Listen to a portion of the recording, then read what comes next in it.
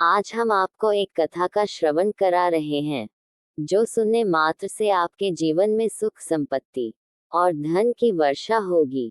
तो चलिए कथा को प्रारंभ करते हैं। भगवान शिव माता पार्वती से कहते हैं, हर मानव ये बात भली भांति जानता है कि उसे एक न एक दिन इस दुनिया को छोड़ना ही होगा, इस दुनिया को अलविदा कहना ही होगा। लेकिन उसके बाद भी हर क्षण हमेशा यही सोचता है कि अभी तो मैं तो 100 साल बच्चों और तब तक तो मुझे मृत्यु नहीं आने वाला, फिर चाहे कुछ भी क्यों न हो जाए।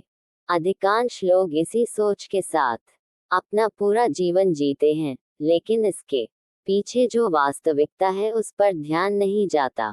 लेकिन वास्तविक तौर पर देखा जाए तो हर एक व्यक्ति हर एक साल गिन रहा है, जो ले रहा है वह खत्म होती जा रही है और कभी खत्म हो जाएगी ये किसी को नहीं पता।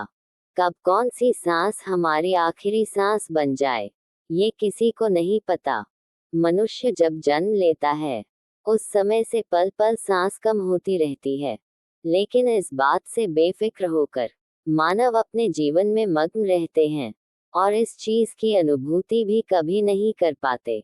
और इसका एकमात्र कारण है मानव शरीर। मानव का शरीर न बहुत नीचे होता है, और जिस दिन मानव को संवेदना का स्तर ऊपर उठ जाएगा उस दिन उसे यह एहसास कर पाएगा और इसकी अनुभूति भी अवश्य करें। जिस तरह से एक एक पल एक एक दिन मानव का उम्र कम होते जा रहा है, तो आज की जो कहानी है देवी जो मैं आपको सुनाने वाला हूँ इस कहानी में एक ऐसा प्रश्न है जिसका जवाब आप भी जानना चाहते होंगे। तब माता पार्वती कहती है कि देवों के देव महादेव मुझे सुनने हैं, कृपया मुझे विस्तार से बताएं। अगर आप ये कहानी सुन रहे हैं तो पूरा सुनिए, इस कथा को आधा अधूरा छोड़कर जाने की गलती मत करिएगा, क्योंकि इस पवित्र कथा को पूरा सुनने से मनचाहा फल की प्राप्ति होगी। इसलिए इस कथा को पूरा सुने। आप शिव भक्त हैं तो भोलेनाथ का अनादर ना करें।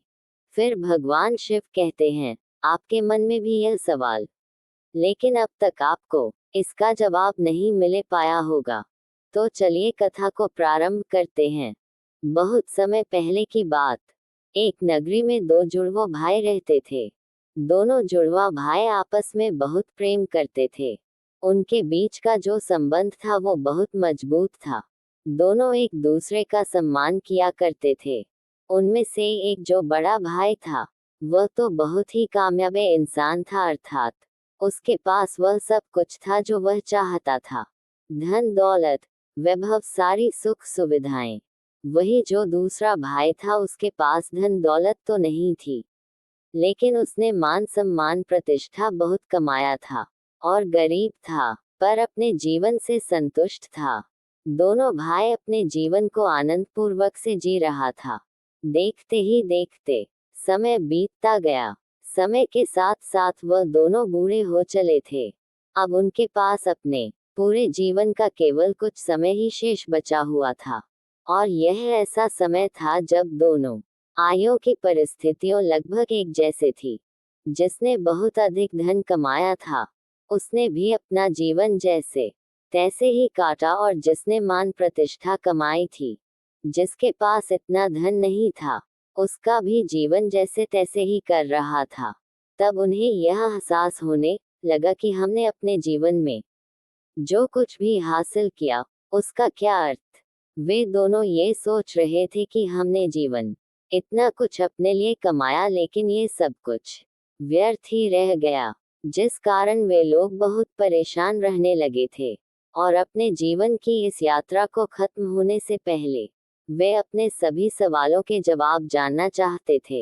एक दिन बड़े भाई के एक मित्र ने जब अपने मित्र को बहुत उदास देखा तो उसने उससे उसकी उदासी का कारण पूछा। तब उसने अपनी सारी आपबीती बातें अपने मित्र को बताई। इस पर बड़े भाई का मित्र कहता, यहाँ पास ही में एक बौद्ध भिक्षु रहते हैं, उनके आश्रम में भीड़ लगी रहती है, वे सभी के हेर प्रश्न का जवाब देते हैं, तो वहां पर चले जाओ। तुम्हारे जो भी प्रश्न, उसका उत्तर तुम्हें अवश्य देंगे। वे बहुत जानी है, उनकी ख्याति दूर दूर तक फैली हुई है। दूर दूर से लोग अपने सवालों के जवाब जानने के लिए उनके पास थे। तुम भी वहां जाकर अवश्य एक बार अपने सवाल पूछ कर देखो। मुझे यकीन है तुम्हें तुम्हारे सवालों के जवाब वहीं पर मिलेंगे। वे दोनों भाई उन बौद्ध भिक्षु के पास पहुंच जाते और अपने सवालों के जवाब जानने के लिए बहुत उत्सुक होते हैं। जब वहां पर दोनों भाई गए तो उन्होंने देखा कि वह बौद्ध भिक्षु ध्यान में लीन थे। दोनों ने खड़े होकर वहीं पर इंतजार करना उचित समझा। जब बौद्ध भिक्षु अपने ध्यान से बाहर आए, जब उन्होंने आंखें खोली तो उन्होंने देखा कि दो वृद्ध उनके सामने खड़े हैं। तब उन्होंने उनके यहाँ पर आने का कारण पूछा। तभी बड़े भाई ने कहा कि महाराज, मैं आपसे अपने सवाल का जवाब जानना चाहता हूँ। मेरे मन में कई सवाल हैं और मुझे उनके जवाब चाहिए। मैंने सुना है कि आप किसी को खाली हाथ नहीं जाने देते। आप सभी की समस्या का निवारण कर देते हैं। आप सभी की शंकाओं को दूर करते हैं। इसलिए हम आपके पास आए हैं और हमें पूरी उम्मीद है कि आप हमारे सभी सवालों का जवाब भी हमें अवश्य देंगे। इस पर बौद्ध भिक्षु मुस्कुराने लगे और कहते हैं, बेटा, मेरे पास तुम्हारे सभी सवालों का जवाब है। ये तो तुम्हारे सवाल पर निर्भर करता है, लेकिन मेरे पास इतना समय नहीं है कि मैं तुम्हारे सभी सवालों का जवाब दे सकूं। लेकिन हाँ, अगर तुम इन सभी सवालों का निचोड़ निकालकर मुझे केवल एक प्रश्न दो तो मैं इसका उत्तर तुम्हें अवश्य दे सकता हूँ। अर्थात जीवन के सारे सवालों को एक ही सवाल में पेश करना होता तो मैं तुम्हारी मदद अवश्य कर सकता हूँ। उस बौद्ध भिक्षु की यह बात सुन दोनों बड़े चिंतित हो गए। उन्हें समझ नहीं आ रहा था, हम लोग अपने पूरे जीवन के इन प्रश्नों को केवल एक प्रश्न में कैसे परिवर्तित कर सकते हैं। दोनों सोच में पड़ गए। दोनों ने काफी देर सोच विचार किया और इसके बाद बड़ा भाई कहता है कि महात्मा, ये तो बड़ी विचित्र बात है कि अपने जीवन के सारे सवालों को केवल एक सवाल में परिवर्तित करके हम आपसे पूछ सकते हैं। हमने बहुत प्रयास किए, हमने आपस में बातें भी की, लेकिन हम इन सभी सवालों को एक सवाल में परिवर्तित न कर सके। लेकिन उसके बाद हमने कुछ देर और सोचा विचारा कि हमें किसी भी तरह से केवल एक सवाल पूछना है, जिस कारण हम दोनों भाइयों ने आपस में सहमति करके अपने जीवन के सवालों को एक सवाल में पिरो दिया है। और ये सवाल मैं आपसे पूछना चाहता हूँ, क्या मुझे आज्ञा है? तभी तो बौद्ध भिक्षु कहते हैं, अवश्य, जो तुम पूछना चाहते हो न पूछ सकते हो। तभी बड़ा भाई कहता है, हे महात्मा, हम दोनों भाई और हम दोनों ने अपने जीवन को संतोषजनक किया है। एक तरफ जहां मैंने खूब सारा धन इकट्ठा किया, वैभव और सारी सुख सुविधा इकट्ठा किया है, वहीं पर मेरे भाई ने अपने जीवन में मान और अपने जीवन को संतोषजनक जिया है। लेकिन अब हमारे जीवन का वह समय आ चुका है कि हम कभी भी अपनी मृत्यु को प्राप्त हो सकते हैं। लेकिन अब हमारे मन में एक अजीब सा प्रश्न है, और वह ये कि हमें लगता है कि हमने जीवन में जो कुछ भी पाया है, जो कुछ भी इकट्ठा किया है, ये सब कुछ व्यर्थ है। जैसे हमारे मन के कोने में कहीं कुछ खालीपन सा है, जिसके कारण हमें ऐसा प्रतीत होता है जैसे मानो हमने अपने जीवन में कुछ खो दिया है। लेकिन क्या ये हम समझ नहीं पा रहे? हमने जो कुछ भी इकट्ठा किया हुआ, धन, वैभव, मान सम्मान, सारी सुख सुविधाएं, वो तो सब यही रह जाएंगे। तब फिर ऐसे मूल्य का क्या फायदा जिसके लिए हमने ये जीवन जिया? जी कुछ हमने इकट्ठा किया, जो वो सब हमारे साथ जाने वाला ही नहीं, तो सब कुछ यहीं पर रह जाएगा। हमने अपनी धन संपत्ति के लिए अपने जीवन को दांव पर लगा दिया, तब फिर ऐसे मूल्य का क्या फायदा जिसके लिए हमने ये जीवन जिया?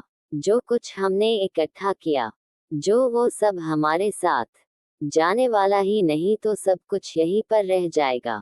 हमने अपनी धन संपत्ति के लिए अपने जीवन को दांव पर लगा दिया, अपने आदर्शों के लिए अपने जीवन को दांव पर लगा दिया। हमने बहुत अच्छे अच्छे रिश्ते बनाए, अपने आदर्शों को पालन किया, ये सोचकर कि हमारे आदर्श बचे रहे। लेकिन जब हमने पीछे मुड़कर देखा तो हमें यह एहसास हुआ कि जिस सुख संपत्ति और जिस आदर्श को बचा रहे हैं वह तो एक ताज पिता जिसके सर पर हो वही उसका फायदा उठा सकता है, जिसे माँ जब चाहे पूरी तरह से बर्बाद कर सकता है। क्या हमें अपने जीवन में इतनी मेहनत नहीं करनी चाहिए थी? क्या हमने जो कुछ भी हासिल किया ये सब व्यर्थ हो गया? और जीवन के जिस दौरे पर इस समय हम खड़े हैं, हमें यह एहसास हो रहा है कि हम असली सत्य को पहचान ही नहीं सके, और वो असली सत्य क्या है ये हम नहीं जानते। लेकिन इस सत्य को जाने बिना भी हम अपने जीवन को त्यागना नहीं चाहते। जब ये सोचते हैं तो हमारा मन डर के मारे कांप उठता है। हम यह नहीं जान पाते कि वह क्या है और क्यों है, लेकिन हमें तो बस ये जानना है कि आखिर सत्य क्या है, आखिर वो खालीपन क्यों इसलिए है। महात्मा, आज हम आपके पास आए हैं, क्या हमारे सवालों का जवाब देंगे? इसलिए हम दोनों भाई आपके सामने हाथ जोड़ते हैं और अपने सवाल का जवाब चाहते हैं। हम पर कृपा करें।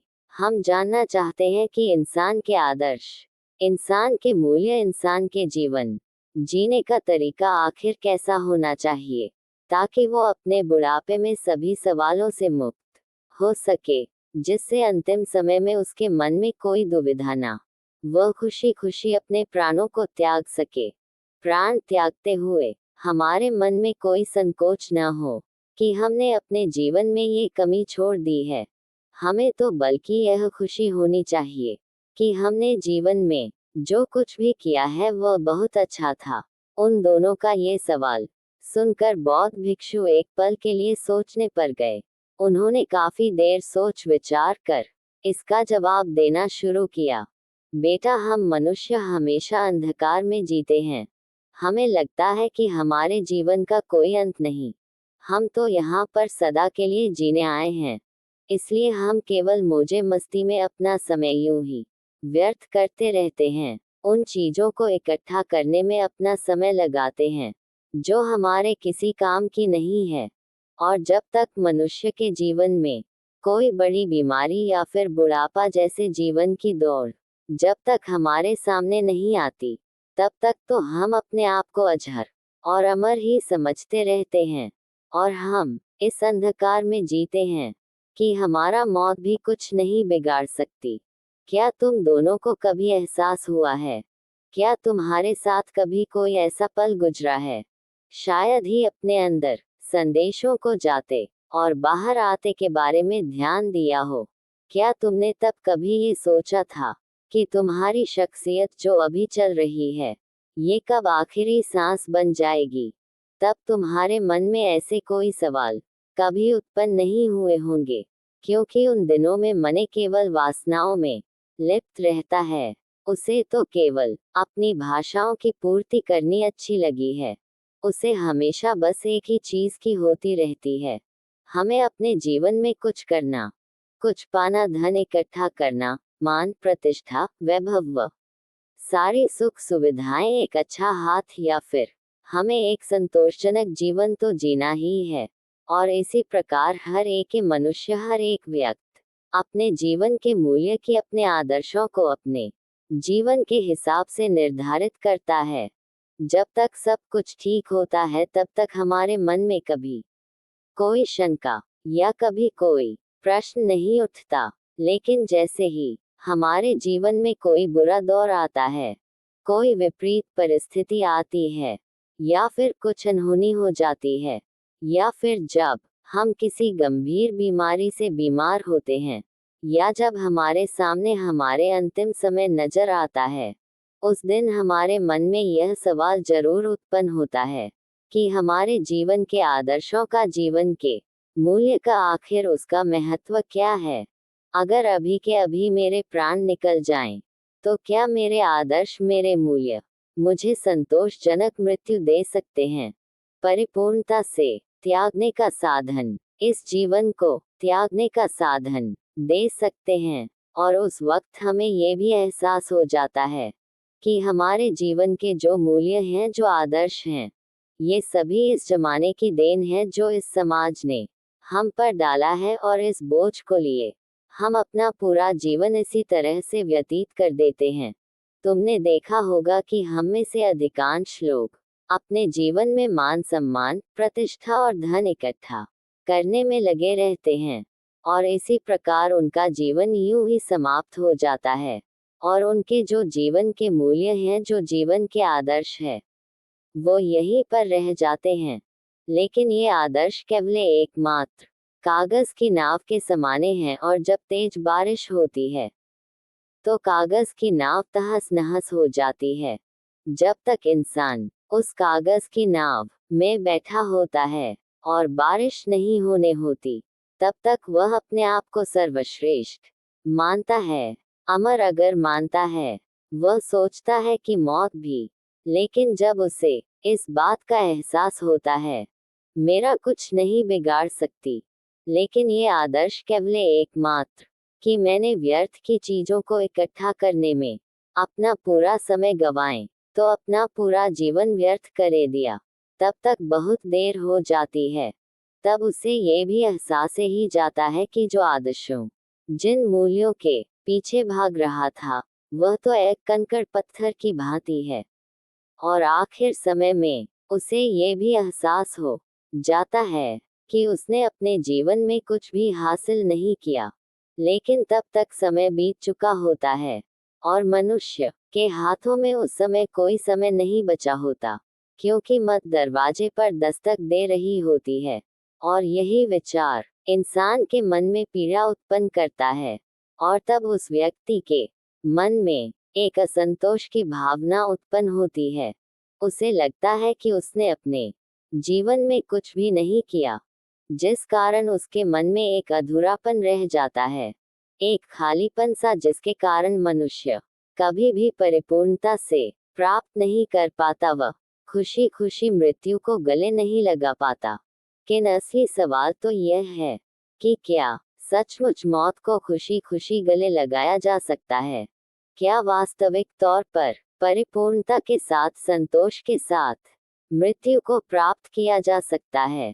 और अगर आपको इस सवाल का जवाब मिल जाए, तो आपको आपके जीवन की यह मिल जाती है, क्योंकि मृत्यु ही जीवन का दूसरा पहलू है जो आपको जीना सिखाती है, हमें जीवन जीने का मार्ग दिखाती है। जरा एक पल के लिए ये सोचकर देखो कि तुम अभी जिंदा हो, लेकिन तुम्हारे साथ जो चल रही है वह तुम्हारी आखिरी सांस बन जाए, तो अंतिम क्षण में तुम्हें किस बात का पछतावा होगा? एक पल के लिए क्या सोच कर देखो।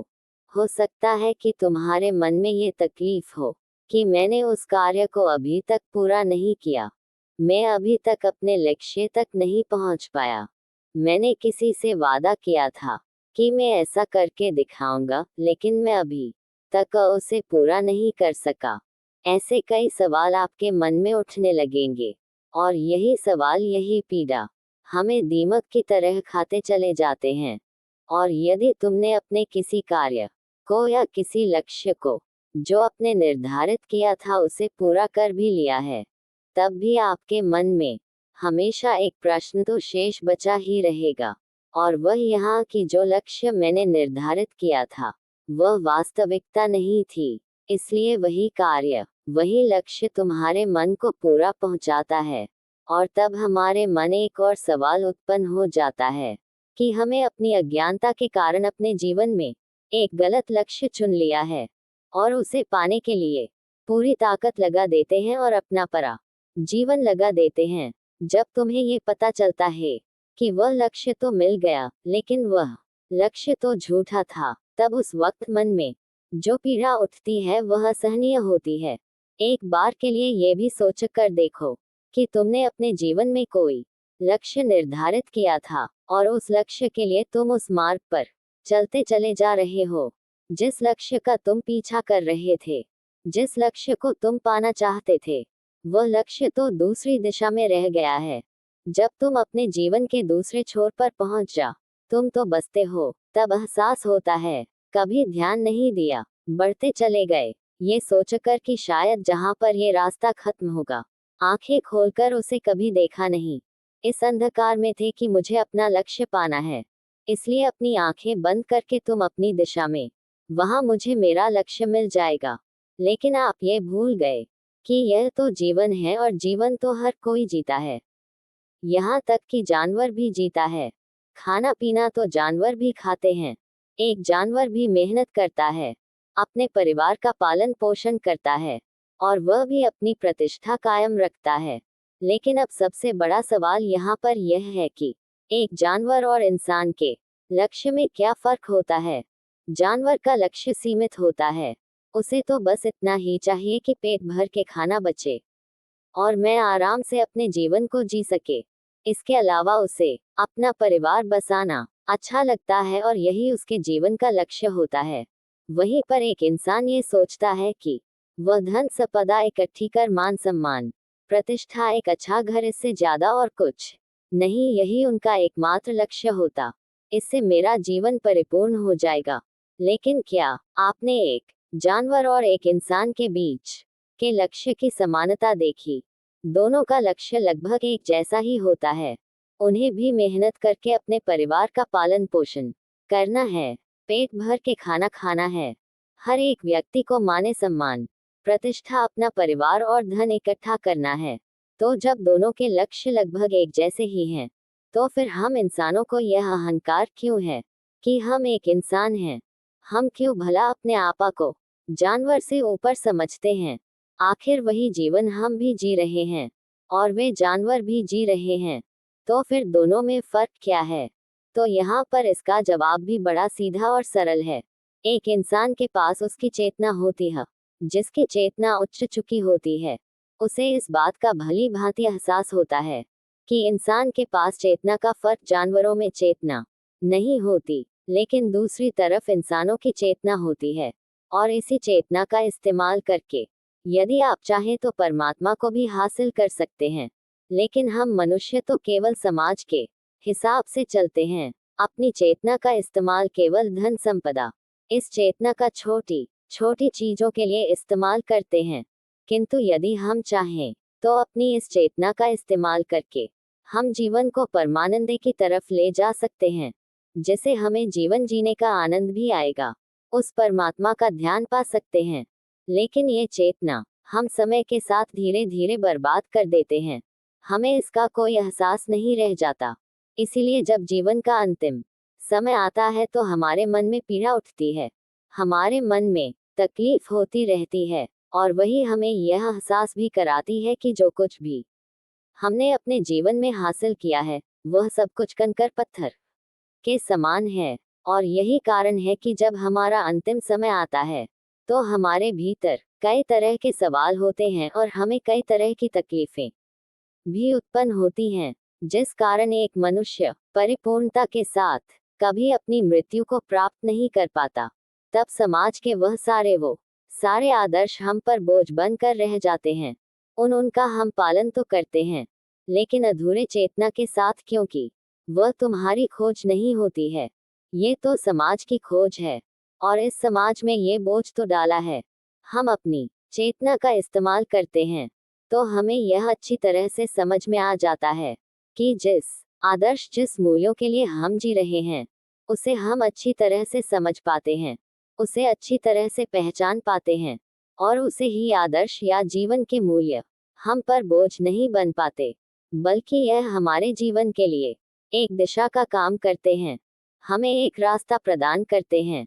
इसलिए हर इंसान के जीवन में यह एक लक्ष्य तो होना ही चाहिए कि वह अपने जीवन में चेतना का स्तर को ऊपर उठा सके, जीवन के अपने हर एक पल हर एक क्षण को चेतना के भाव से जी सके, अच्छी तरह से समझ सके, उसे पहचान सके।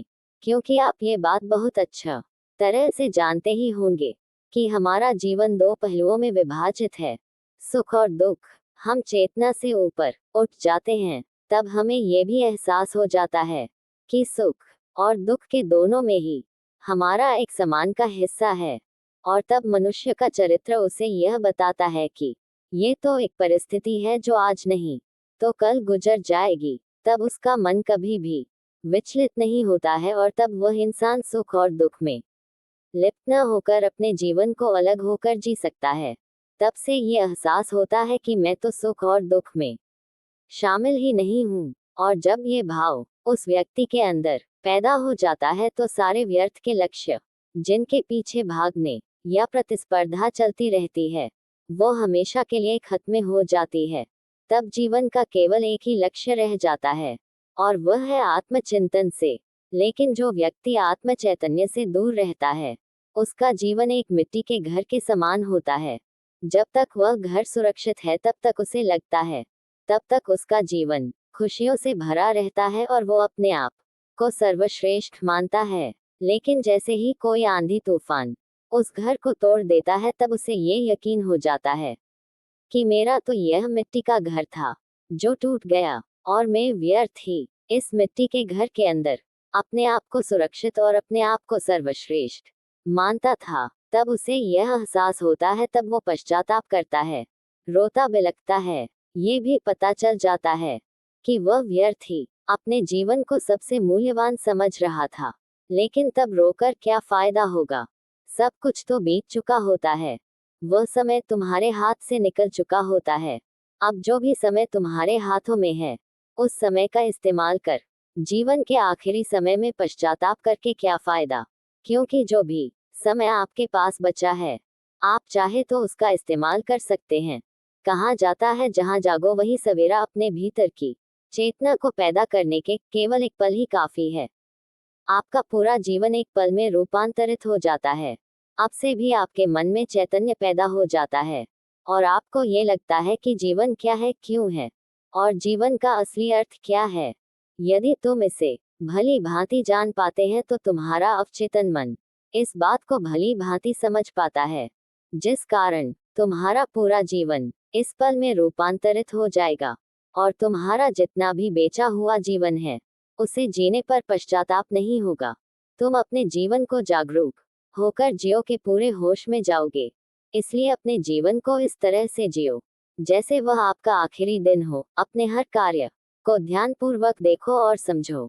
आपके अंदर उठने वाले विचार, आपके अंदर उठने वाली भावनाएं, उन चीजों को ध्यान से देखो समझो जिसे आपके जीवन की उन चीजों को ध्यान से देखो समझो जिसे आपके जीवन की एक नई शुरुआत देती है।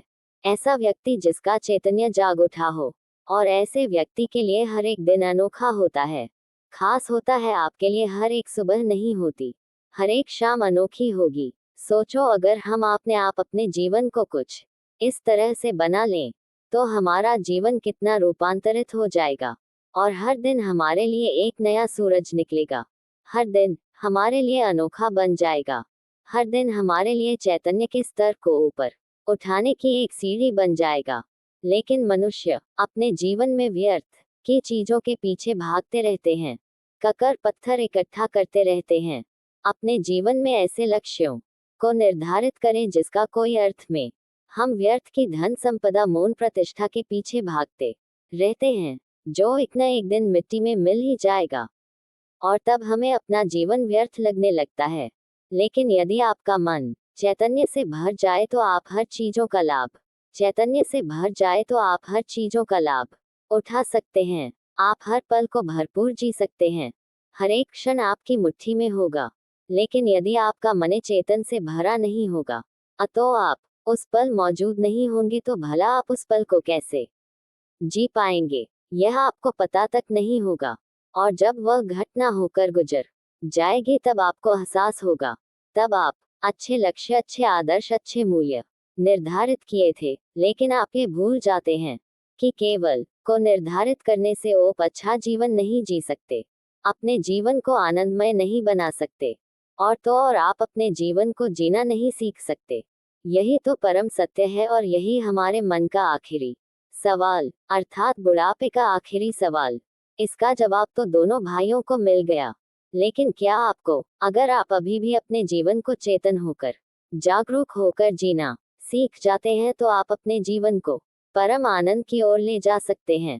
आप अपने जीवन के हर पल का, हर क्षण का आनंद उठा सकते हैं। लेकिन अभी भी अगर आप अपने जीवन चैतन्य को प्राप्त नहीं करते, तो इस जीवन के अंतिम समय में आपको भी केवल पश्चाताप ही होगा। तब कुछ समय आप केवल इस सोच में रह जाएंगे कि मैंने तो अपना इतना समय केवल सोते सोते गुजारी, मैंने अपना इतना समय केवल इधर उधर की बातों में लगा दिया। इसी प्रकार के कई सवाल आपके मन में उठने लगेंगे, और तब आपके हाथ केवल पश्चाताप ही रहेगा, क्योंकि आपका वह समय तो बीत चुका है और अब आप उस समय को वापस नहीं पा सकते। जब वह पल आपके हाथों से निकल चुका होगा, तब आपको इसकी असली अहमियत समझ आएंगी, और तब आप केवल ये सोच रहे होंगे कि अब तो केवल मेरे पास कुछ ही क्षण बचे हैं। तब आप केवल रोते बिलखते रह जाएंगे, लेकिन आपके हाथ कुछ नहीं आने वाला। इसलिए आज से और अभी से अपने जीवन को जागरूक होकर जीना सीखें। हर पल, हर क्षण को खुशी सच्ची ऐसे जिए मानो कि यह समय आपका आखिरी समय है। यदि आपका आखिरी दिन है, ये पल आपका आखिरी पल है, जैसे आपके लिए हर एक पल नया होगा, खास होगा और आप ही का होगा। इतना कहकर भगवान शिव इस कहानी को समाप्त करते हैं। इस वीडियो को बोलते समय कोई गलती हो तो मैं क्षमा चाहती हूँ। अगर आप शिव के सच्चे भक्त हैं, तो चैनल को सब्सक्राइब करें और वीडियो को लाइक करके कमेंट में हर हर महादेव लिख दीजिए।